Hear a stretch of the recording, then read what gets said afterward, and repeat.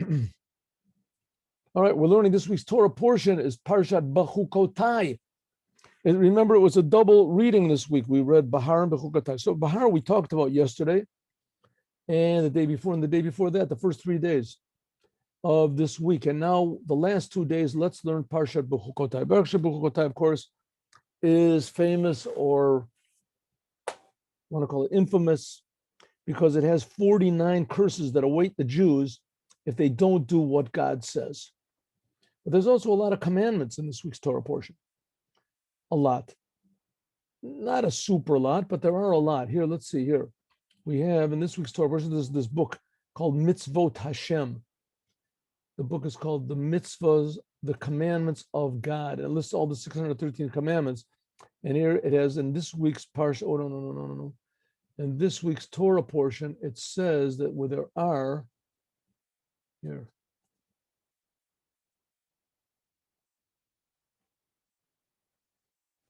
Why is it going back? Why? Oh, there it goes.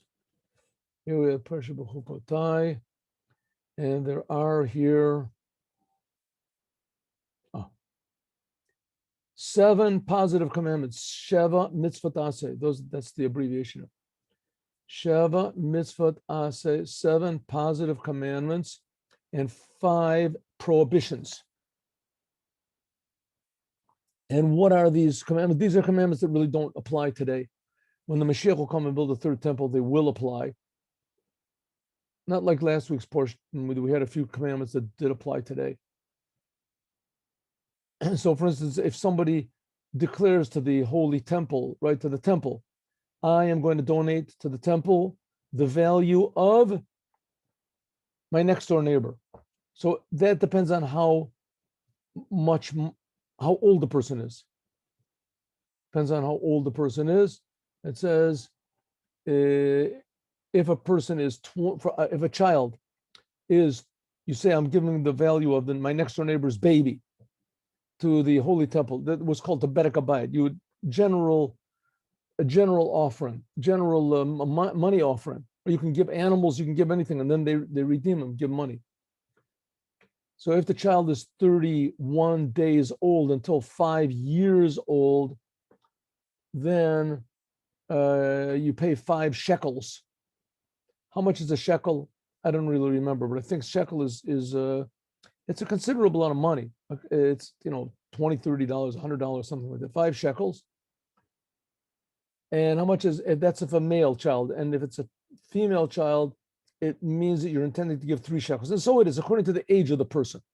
That's what it is. But as I say, this does not apply nowadays.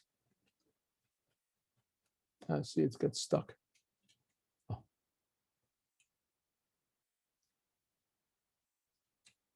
I see. All right. That's another technical problem here. Page doesn't go up and down. All right, let's just go back to where we were in the the Chumash. Here we have this week's Torah portion. So let's go up and we'll see what happens if you do the commandments. What is the holy Torah that comes from God? What does it promise you? If you do the commandments. So surprisingly enough, God, who is the creator of the heavens and the earth, and he can do anything he wants. And he has, and the whole creation is in his hand. Heaven, to God, all of heaven is the same thing as a package of chewing gum. Absolutely, just another creation. So God, by us, it's certainly a big difference, right? Some people don't like chewing gum, but everybody likes to go to heaven. Oh, you go to heaven? Infinite pleasure. So you would think, here's the book written by God, the creator of the universe. He can give you the best present in the world. So you figure God would say, okay, you do my commandments. I'm the boss, right? I got the whole world in my hands and I can give it to you. Do what I say, you're on my team. If you don't, then you burn in hell forever, right? You want the pleasures of this world? Okay, if you're a fool, take them. But I can give you heaven, infinite pleasure. Right? Wrong. That's not what it says in this week's Torah portion. It doesn't mention heaven. It doesn't mention hell. So what type of a motivation is that? We'll see. Let's have a look. Let's just read the sentences first, and then we'll go back a little bit. If in my statutes you go, that mitzvotai tishmeru, and my commandments you do. What's the difference between my statutes and my commandments? We'll see. Rashi asks this question. God is implying something else over here. And if you do them, then what's going to be the reward? Listen to this. I will give the rains in their time. The earth will give its produce. The trees of the field will give its fruits. The produce of your harvest will come to the time when you're planting. Your planting will come to the time. Will come to the time of the gathering, and the gathering will come time of the planting. And you'll eat bread. You'll be satisfied even with a little bit, and you'll live in certainty on the land. You won't be worried about the enemies. That's only a little. Listen to this. I'll give peace in the land. You'll dwell, and there won't be any fear. I'll keep away the bad animals from your land. No sword will pass through the country. Right? And those with armies, even if they're warring, they're not warring with you. They're just happening to pass through in order to war. They won't even go through your land. You have enemies, you'll pursue your enemies, and they'll fall before your sword. And as you're going to have enemies, you figure God has the world. What do you have enemies for? God should just say, you have any enemies? They won't wake up in the morning. No, you'll run after your enemies, and they'll fall in front of your sword. 5 of you will pursue 100, and there's 20 to 1, and 100 will pursue 10,000. That's already 100 to 1. That's a little bit more. So because it says that if a few people are doing a mitzvah, then they have power, let's say, against 20 men. But if 100 people are doing it, then they have even more. Then it's 100 times as much, not just 20 times. And your enemies will fall in front of your sword. And I will turn to you, and I will make you plentiful, and I will make you increase. How do you say? Bountiful. And I will keep my covenant with you. That's pretty good. We'll go back and we'll learn all these. I'll keep a covenant. In other words, I'll make a new covenant. Rashi says, we'll see. You'll eat the old grain. We'll eat the new grain, the old grain in front of the new grain you'll bring out. In other words, there'll be new produce, and you still have from the old produce. I'll put my house among you, the holy temple, and I will never reject you.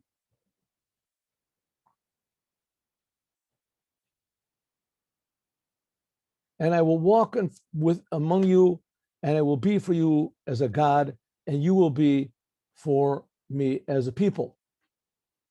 And I am God, your God, that took you out of Egypt, and to be that you should miot lahem avodim, when you were servants to Egypt. And I broke the yoke that was on your necks, in other words, and I will bring you standing upright. That's it. That's all the blessings. But if you don't do what I want, and you don't do my commandments, then not good things. We'll talk about this. Suffice it to say that the good rewards that you get do not include heaven. At least God doesn't say it. Maybe it's hinted at over here in Kabbalah. And the good thing and the bad things that you get is not hell. It's all in this world. Okay, we'll see about this why. Let's just go a little further and examine a few of these sentences here. Examine a few of these sentences. This is the Bechukosai. First of all, the language is strange. In Bechukosai telecho, the laws, now the Torah laws, Rashi doesn't say this, but I'm just telling you in general, the Torah laws, we've talked about this before. There are three types of Torah laws. And, yeah, it's very, very important to remember all the time that these laws come from the creator of the whole universe. And God is creating us right now. And God is giving us a purpose in the world. Every single one of us. This includes non-Jews, but most of the Torah commandments are to the Jews. God expects a lot from the Jews. But on the other hand, the Jews are eternal. So we see that God gave this special quality in the Jews that somewhere down deep inside of themselves, they can relate to eternal things, because the Jewish people are eternal. You said we see everybody's trying to kill us for thousands of years, with the church, with the Muslims, with everybody. They're trying to knock us, to devaluate us and to kill us and to intermarry, and it just doesn't work. Right? It doesn't work. There's some reason that always they destroy the temples and they kill us in Holocausts and pogroms, and here we are. Right? It just defies all logic or understanding.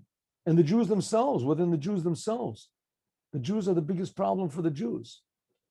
Right? You see, here we have in our country in Israel, they invite missionaries to come in and they give away land to the Arabs and they let them shoot missiles at us, and it's, it's mind-boggling. But nevertheless, we see that God takes care of us with all of these enemies from outside or from inside. Here we are, Jewish people, right? Totally, how do you say, in everybody's face, totally unexplainable. So God is saying like this, listen, there's another part of this thing. God says, I gave you the Torah. There's no other nation like this. Come on, right? God gave his Torah to the French people, to the Swiss, to the Russians. God, he gave his Torah to the nation. What's it got to do with a nation? Right? God is maybe to a religion or something. Jewish people are a Jewish nation. They got God's Torah. Right? The Jewish people, they're a race. They're a nation. They're none of those things. They're all of those things. Who knows what's going on? Nevertheless, the Jewish people are the Jewish people, and they have an identity as a Jewish people. Ask the most non-religious, anti-religious Jew in the world, and he'll say that he's a Jew. He'll say that he's a Jew. They don't even want to be Jews. Okay, here we go. So it says, if you walk in my chukosai. Now, like we said, there's three types of laws. There's laws which are understandable, like don't kill and don't steal. Those you don't really need the Torah for. You might think so anyway. At least you can come to that conclusion without having the Torah. Maybe.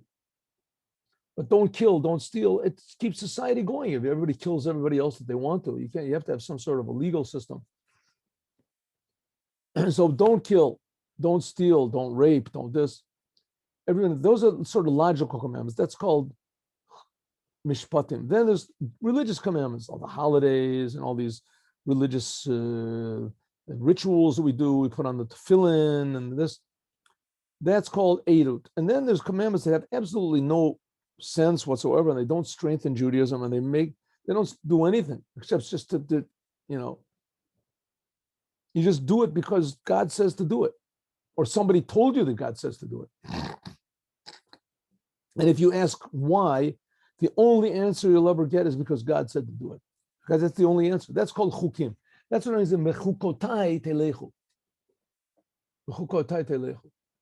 If you walk in my chukotai, and my mitzvahs and my commandments you keep and you do them. Now Rashi has a little bit different way of looking at this. Let's see, it says, B'chukotai telechu.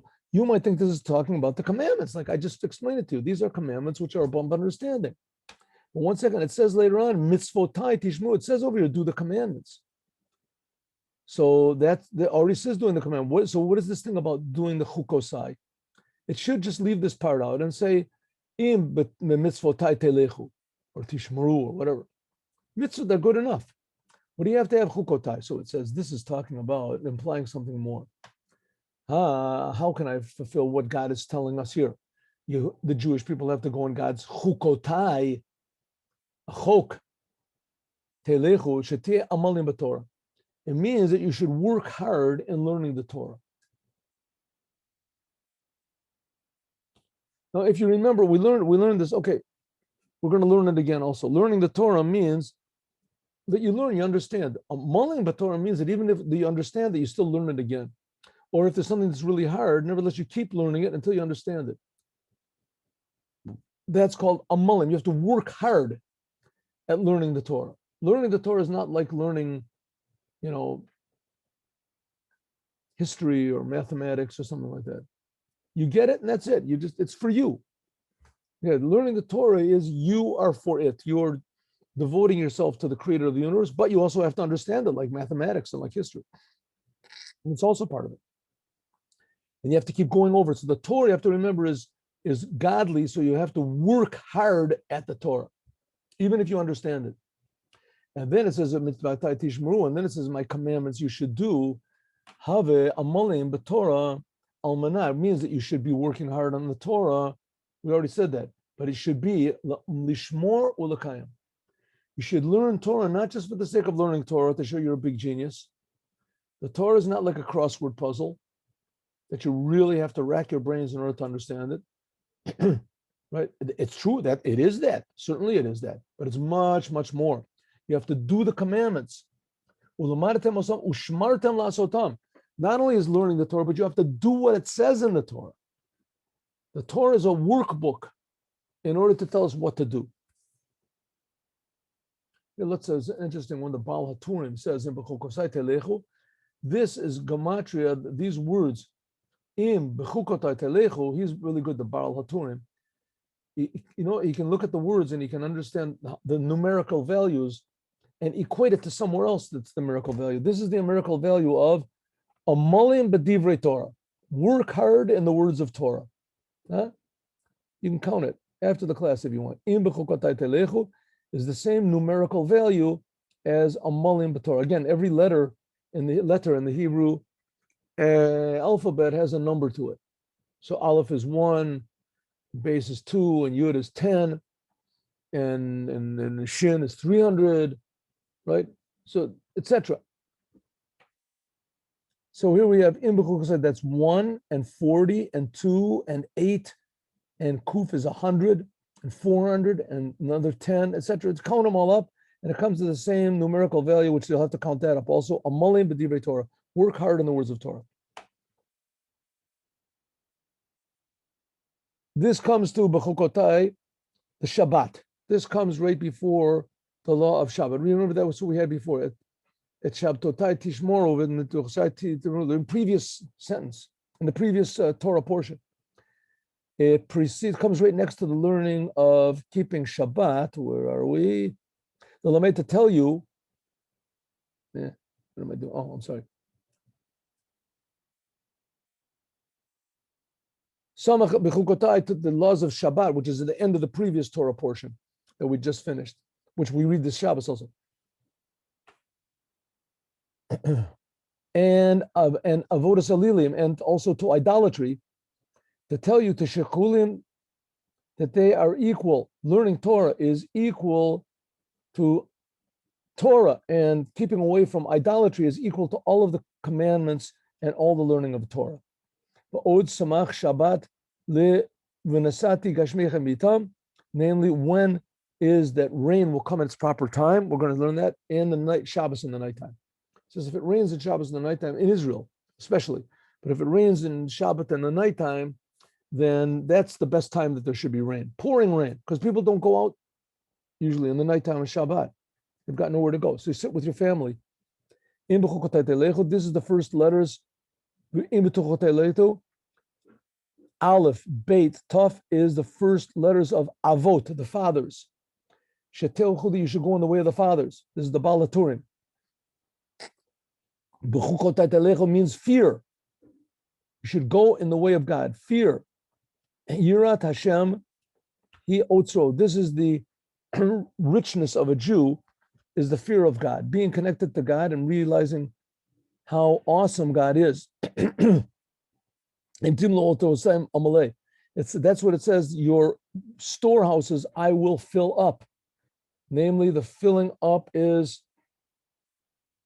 like it says, Otzrotem Yiftach Hashem Lecha Etz Otzro. If you fill up your storehouse with fear of God, as God will open up His storehouse and give you plenty. So it says, and you should do them. Asitem otam,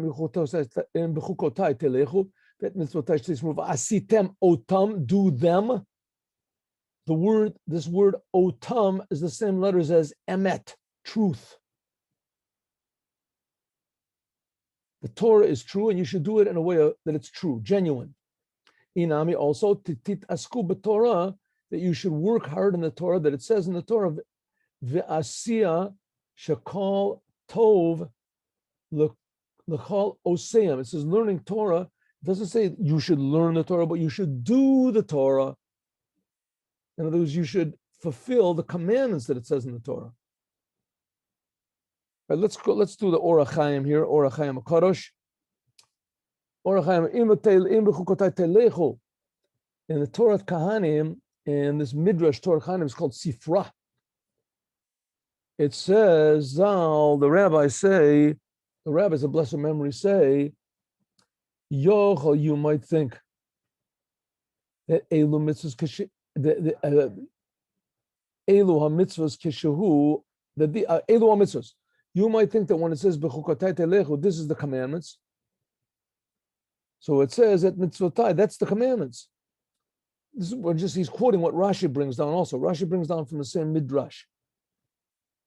So it always said you should do the commandments at mitzvotai. Well, how do I fulfill what it says at b'chukotai? That you have to work in Torah. Adkin. That's what the midrash says, and Rashi also brought that down. We just talked about that. Why is it that it says amal chukotai? You should walk in my statutes chukotai, and that's called working at Torah. Why not just say work at Torah? What does it have to put it in this hint for? So it says the reason that the Torah calls working at Torah chukah is because sheyesh bo mitzvah afilu l'lmod devarim, because you should learn things that you have already learned once or twice already. This is what I told you before. And you already know them. So in other words, learning Torah is not just to add knowledge, it's also for that. But there's also the aspect of working hard at the Torah. God wants you just to learn the Torah. That's what the rabbis say. A person should learn Torah with a great, desire, with great pleasure. This is because because this is God's wisdom. May he be blessed. God, the creator of the universe. That you should learn even alone. I'm sorry. I skipped the line. I'm sorry. That God made it that people will learn things and that they would forget. And therefore, you should go over again and learn constantly to refresh yourself. That's what it says, my statutes. Why doesn't it say my Torah? Chukai. Right? Because it means this is hinting at the two Torahs that God gave, the written Torah and the oral Torah. Oh, here we go. Umasora tateva lashen yachid. That says that this word is singular. She'en vav bein akuf v'taf v'chuk kotai. So it says b'chuk ko. There should be a vav over here. It says b'chuk chakatai. So it seems this is not plural but regular singular. To tell you that the Torah Bal Peh, to tell you that the oral Torah is included in the written Torah. In other words, don't think that God only gave the written Torah in Mount Sinai, and that the oral Torah the rabbis made up on their own. And that we can also do the same thing, make it up. No, it's not so. The explanations of the rabbis, that was part of the written Torah. Umasura Tateva, I'm sorry, I went back. Od also, it hints at Bechukotai, which is plural, like Yeshua said, you have to work at the Torah and think about the idea of Torah day and night. You have to set times for Torah in the day and in the night. That's why it's Chukotai, plural. You have to learn in the day and in the night. And the reason why it's missing this vav, which seems to imply singular, is because we're talking about in the same day, in one day and night of that day, you should learn the Torah. 2 times at least set to learn the Torah. Also, there's another thing. Bechukotai is plural to show that when a person learns the Torah, he has to have 2 things. First of all, he learns for himself, and he teaches others. Like it says, "V'limartem osam et benechem," you have to teach your children and your pupils. Therefore, it says chukotai, plural, that you have to learn and you have to teach. You have to observe the commandments. In other words, keep the negative prohibitions and the positive commandments. That's chukotai. A lot of them. There's a lot of commandments. You have to learn and teach and refrain from doing negative things and do positive things. Why does it say chukotai telechu? You should walk in my statutes. It's talking about learning Torah. So it says bechukotai, you should learn talamedu or something. Why learn? Why does it say walking? To tell you that you have to osik b'Torah afilu b'halichato aderech. Even when you're walking in the road, you're on a trip, you should learn Torah, like it says b'lechtecha b'derech. Because you love the Torah so much that you should be thinking about it all the time. Another reason is like the rabbis say in the pasuk, Chashavdi darechi, she had David would always think and consider where and what to do in order to serve God. So that it would come out to be that he would go sort of automatically to places that were good, to the place of learning Torah, because he wanted so much to come close to God and the Torah. That's what it says. That's what it means when I walk. It means that so much you're thinking about the Torah that you automatically walk. That you go automatically after what is good and Torah, like King David did. Another explanation. Telechu, you should walk. What does it mean you should walk? But telechu, you should walk in my statutes. What does it mean to walk? Like the rabbis say in the Zohar, that the Torah has, in general, 4 dimensions: pshat, remez, drush, and sod.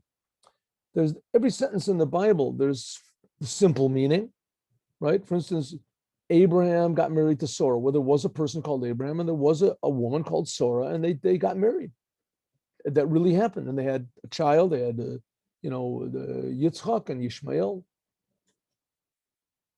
That's pshat. What's the remez? Remez hints at something a little bit deeper.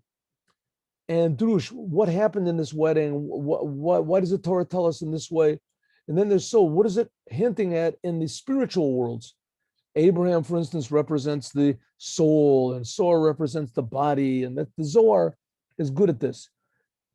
That's what it says. But telechu, ume'elu, from these nifredu al yedei ayin panim, and from each one of these 4 ways, there are 70 different streams that come out. And there's 70 different types of interpretation that come out from the pshat, remez, drush, and sod, simple meaning, and they're all right. They're all justified.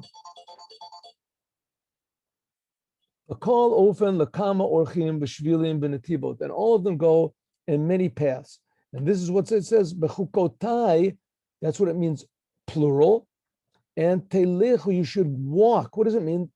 That you call orchim, all of these different paths and ways of the Torah. We say there are 4 dimensions, and from each one of them comes 70 different interpretations. That you should go in all of these paths, the Pirush HaKatuvim, and explain things. V'lo yomer, and don't say she'en b'Torah lo pshat. Don't say all there is in the Torah is the simple meaning. That's all there was. Simple meaning, and that's all. That the Torah is just a religious book, tells you what to do, and we just do it, right? And the rest you can sort of play around with. It's not so. Very, very exact, but it's on 4 different dimensions, and each one of these dimensions has exactly 70 different paths. There's other places where it says there's Shivim Panim the Torah, and there's some people even say more, that each one of those 70 has 7. But again, just because the Torah has all these different paths doesn't mean you can make up whatever you want to. Doesn't mean that everyone has a free license to interpret and to teach and to make up ideas, anything that comes into his mind. This has to be very, very careful. Generally, how do we know what comes to action? If it comes out to doing the commandments and doing the commandments in the way that they've been done since the Jews received the Torah, then it's accurate. And if not, then it's a big question mark. Another we can say is like this in Mishlei, in Proverbs, it says, in all of your ways you should know God.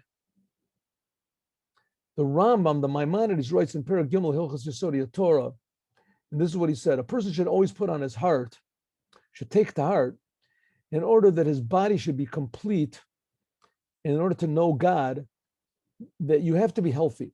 It's impossible to understand the ideas of the Torah if you're sick.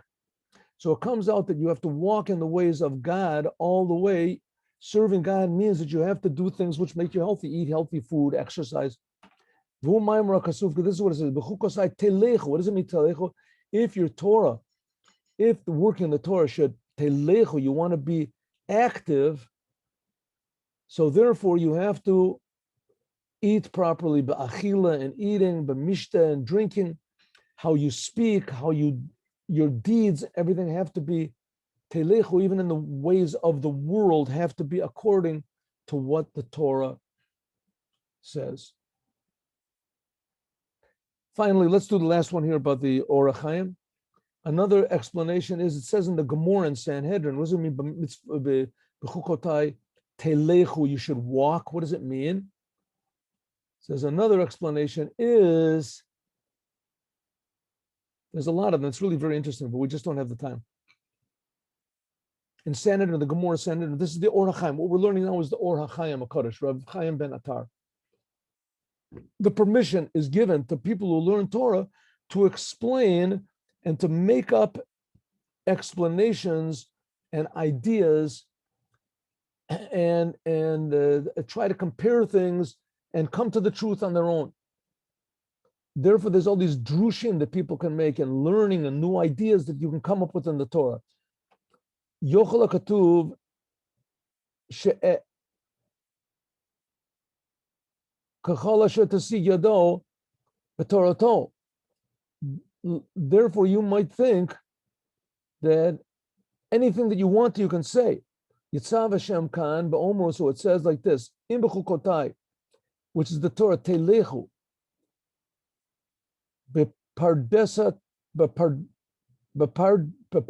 tanai, hu adavar be'et mitzvotai.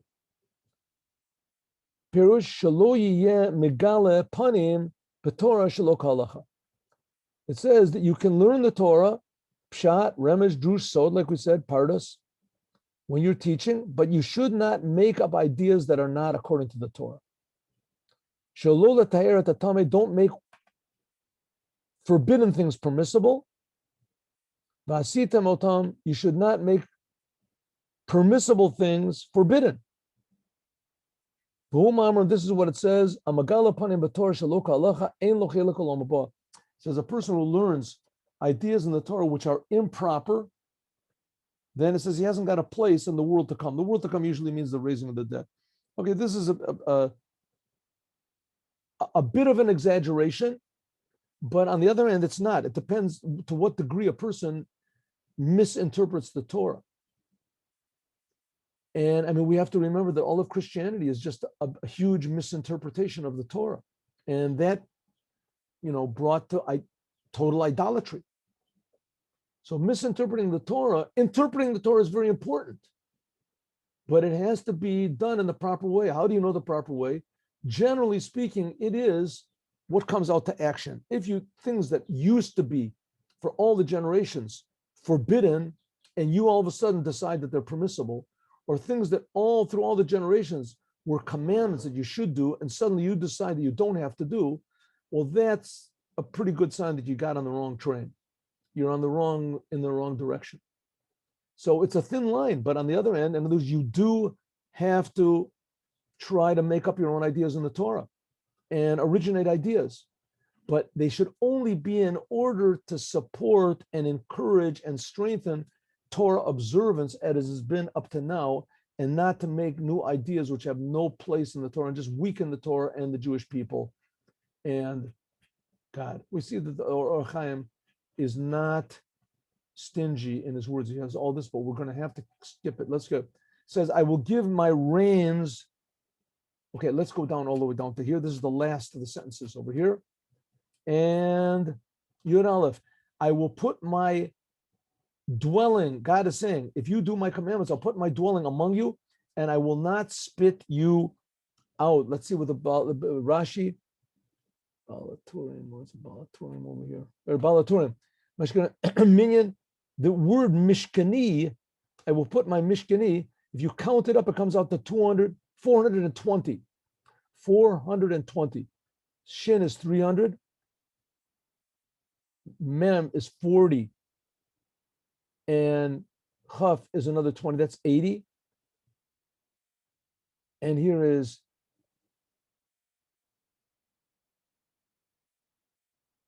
90. And Nun, how did it come out? What happened? Mem, Shin, Nun, 90, 390. And Nun is the amount of time that the second temple stood. Well, the second temple stood, am I counting wrong here? 420 years. The first temple stood for 410 years, and the second for 420 years. So it said this is the time that the Beis HaMikdash stood. The minion of the years of Mishkani, Omed, Beit Bayit, the second temple. What am I doing wrong? Something wrong. 60. I get it. I'm sorry. This is 40. 40 and 20 is 60. 40 and 20 is 60, right?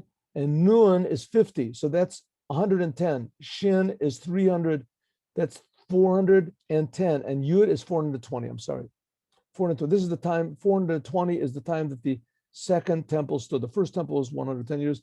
So this Mishkani, I'll put my Mishkani, and that's what it says, Ochal Tam Yashan Nashan. That's what it means, that in the merit of the temple will come satisfaction. That's what it says. Ochal Tam Nashan Yashan, you'll be satisfied because of the holy temple. Rashi, Nasati Mishkan Ni B'Teichem. This is the Beit HaMikdash. Now, the Mishkan that was in the desert, and that was also built in various places, and for the first 440 years, the Jews were in the land of Israel until they built the temple. That was called the Mishkan. But it was also called Mikdash. But the holy temple in Jerusalem was never called the Mishkan. It was only called the Mikdash. So Rashi says here the word Mishkan is referring also to the Beit HaMikdash. Because what is Mishkan? It means the place of God's dwelling. And that was in the Beit HaMikdash. Lo tig al nafshi, it says, and I will not spit you out. Lo tig al nafshi. Ein ruchi katzeh b'chem. If you do what the commandments are, then I won't be angry with you. Called ge'ila, when it says ge'ila means spitting out. Thing that is spit out. Like it says, sham nig'al magen giburim. It says there's spit out the shield of the powerful ones. What does it mean, spit out? That it for some reason or other, it didn't receive the oil. They would smear it with oil so that it wouldn't. So it says lo tig'al. Says again, kisham nig'al mogin giburim. It didn't receive the oil. They would oil these shields they had shields of hides, a shield against the arrows with some sort of fat that was boiled in order that it would deflect arrows and things like that so that it wouldn't go into it. So it says that that was lo tig'al, means it wouldn't spit out. It wouldn't, to the land of Israel, if you do my commandments, then the land of Israel will not spit you out. And we see that when the Jewish people didn't do what God wanted, as the first temple, they were all evicted. And then they came back. Some of them came back, anyway, the majority came back. And the second temple, again, when they didn't do what God wanted, so they were evicted again.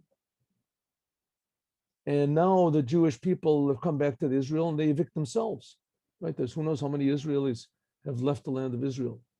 But God willing, the Mashiach will build a third temple, and the Jews will come back to the land of Israel in order to serve God in the third temple. And then it'll be a different world. That was all of the positive commandments. When the Jews do the Torah, then everything is wonderful. There's no problems, there's no difficulties. But if they don't do the Torah, and here we're going to have some really bad news tomorrow. We're going to learn about the 49 curses. And we can see that some of these curses are really manifesting themselves now, especially the one that says that you run away from your enemy and there's nobody running after you. That's what it was in this Corona thing. Everybody was running away and hiding in their house, and the whole thing was like a 98% bluff, the whole thing. But we'll talk about that tomorrow. Have a good day. God bless you all with Mashiach now. Tomorrow morning, 8:15, we learn Chassidut. Shalom uvracha.